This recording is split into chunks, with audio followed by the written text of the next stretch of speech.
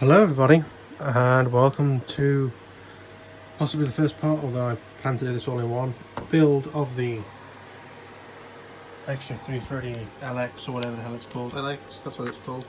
These are the instructions from the Hobby King website. It's in black and white because I have a black and white printer. It's by no means excellent, as you can sort of see. It's a bit meh. And things like propeller requires LiPo battery. The propeller doesn't require a LiPo battery, the motor does. Well, technically the speed controller does, but we'll see. So, trying to get started, the first thing we're doing is bolting the tail to the fuselage with some screws from that bag onto here. Let's see how it goes. Something that I do have to give them props for is the fact that everything comes in little bags. How excellent. Okay, so these instructions are actually less helpful than I thought they were. Really unhelpful. Does actually mention that you need to put a screw in there to hold the elevator up. So here is the elevator in place. Here's the screw from the elevator bag, and we just need to screw that in there. Okay, so we're coming to installing the rudder now. It's sort of fitted in. It's not screwed in yet. What I wanted to show you was this thing here.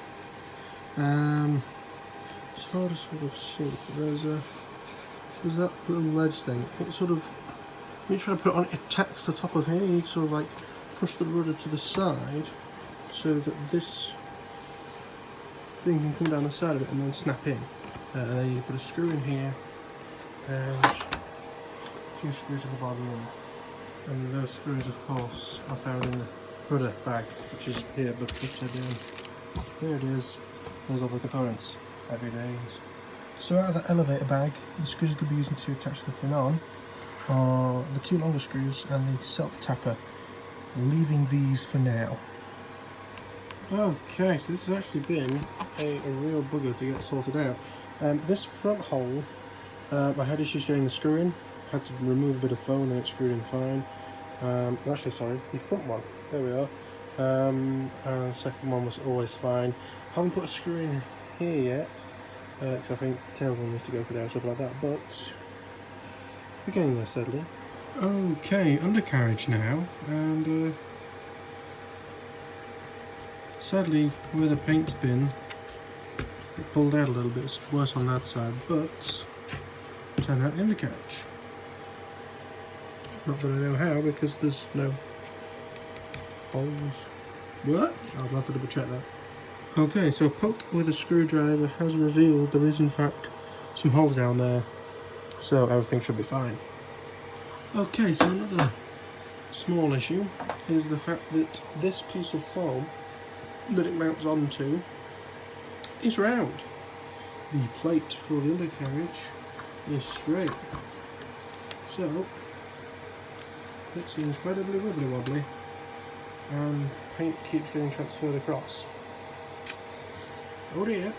Okay, so it turns out after having a quick look at the manual, that block actually comes out and is meant to sit on top like that. So that was a mistake, which has said I made this piece look a bit bad and I've now poked holes in things I didn't actually poke holes in. But we still have an issue, so let's just get everything that was in that little bag or in the parts bag case. Of course we have the exhaust stack, that's all it is. Aileron is just a wire lead.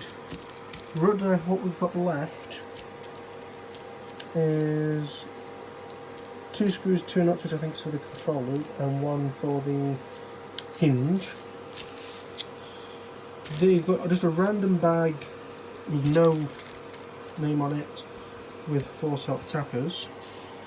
Then we have the elevator, which is again 2 screws and 2 nuts. And then the spinner, you just got the spinner and the 2 screws for it. So ladies and gentlemen, we're missing the screws for this. I've had a look everywhere. I generally can't find them. The self-tappers are for keeping these things on. That's for doing that, but no screws to hold them on. And also it's really weird that they used a small dab of hot glue or tape to hold this in instead of keeping it separate. Very strange, but I now need to try and find some screws. The instructions say they should be 4mm by 16mm long,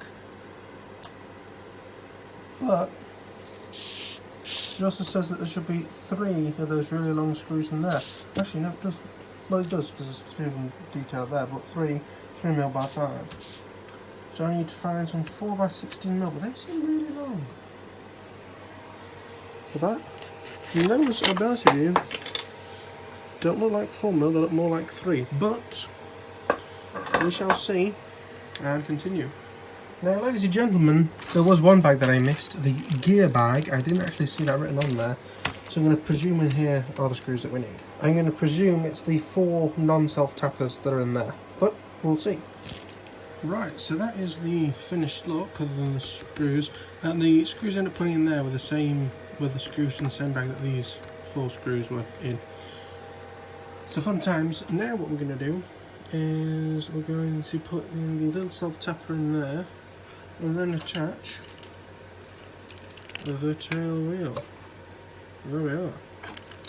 Okay, so the batteries I bought for this plane have been charged, and it's strapped in. There's a receiver there. It'll be put properly at a later date. I've actually got mine set up without the wire lead because I like using the ailerons independently. So that's good. Came with XT60s on it, so the battery just plugs straight in.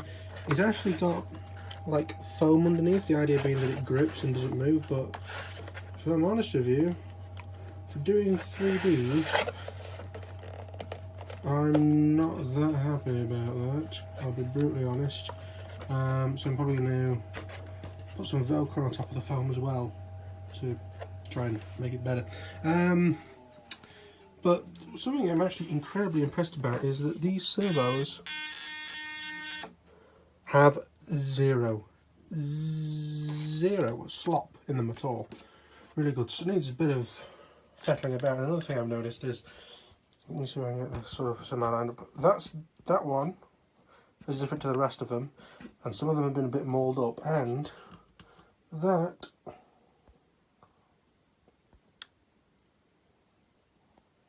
is a bit mauled up as well. That's not me putting that on, that is how it came. So our next thing is to get, where the hell did I put it?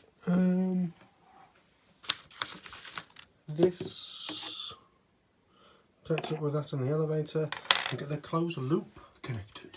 Okay, so everything's connected back here.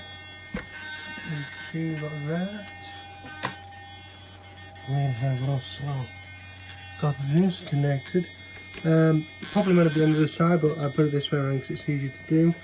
They're a little bit slack than I would like, to be brutally honest, but we'll see. That's also not an angle that I would like, but I couldn't get these to shift at all to make it longer, so that's fun. And now if we look at this, got one wing on, watch the wing tube. Well, I'll show like briefly about half and half, but look what I can do. That's why the stopper is in the wing. That's not a lot to go on each wing, so basically you've got to put the rod in the middle before you put each wing on. Excellent. Otherwise the wing will come off.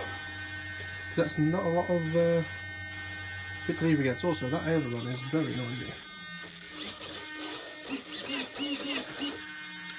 Interesting. Yeah, that's a little bit too far out for me. Let's correct that. Okay, so we've got everything working. So the last step is, or one of the last steps, well, 3 last steps, we're going to put these on with the screws that came in the unknown bag of 4 screws. Got to put them on. We've also of course got the prop to put on as well as the spinner, and then balance it, and then, well, 4 things, then put in dual rates and things. But fun times. Okay, side force generators attached. Also programmed in the motor cut off, so it's plugged in as you can hear. So next, spinner and a prop. Well, this was something unexpected. The motor, which looks very nice with this wooden prop and blue spinner, which is actually quite well colour matched, spins the wrong way. If you're looking here, behind there are the 3 plugs you can unplug, but there's this plastic thing in the way.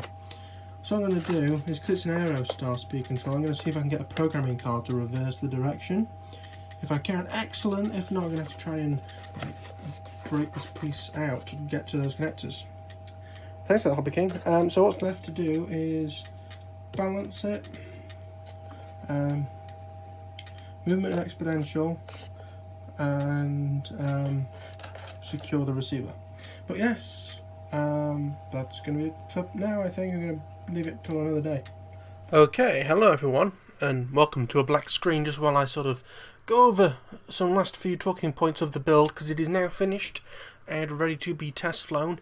So in terms of the motor issue with it spinning the wrong way, I actually went onto the Hobby King website and found the Aerostar 60 amp SVP or whatever it's called speed controller, and on there they had some information on how to reverse the motor by doing the beeps. So you sort of first of all take the propeller and spinner off, for God's sake, full throttle, plug it in, go through all the beeps until you get down to a certain point. It's like a list of W's on the list for motor direction, and once it gets to that point, once it starts playing that tune, you shut it down and it reverses it, and that worked. So I didn't have to break anything out or swap over any wires. I just did that instead. Took a while for us to get all the way down because it was like the third one from the bottom and it's quite a long list of stuff, so that was annoying. In terms of the tail wheel and putting the springs between the rudder and the actual tail wheel itself, my dad did that for me because I was discussing with him how annoying it was. So he actually just went and did that for me. Basically, you've got a hook at one end, and at the other end you've got similar to like a keyring. It's like a split circle. It's like a full circle that I thought I was going to have to screw in, but it didn't seem right. It turns out it's just a like split ring, like a keyring. So if you put that on the tail wheel side and then put the hooks up through the plastic section on the rudder, then that's that sorted. Also put some Velcro on top of the sponge, that's fine. In terms of CFG with those batteries, I've just put the battery all the way forward. It seems to balance roughly about fine. It is slightly nose heavy, if anything, which is always a way to get it. So it means it's going to get it in the air, and what I'll probably do is I'll fly it inverted, because that's how you sort of dial the CFG, and for me I usually just have it so when you're on it inverted it keeps going. If it's nose heavy it will tip down, if it's tail heavy it will go up. You know, it'll want to do a bunt on you. But other than that, dual rates were put in. I can't remember anything off the top of my head. They are quite low. They're like below 50% on the low rates for most things. And some Expo chucked in there as well.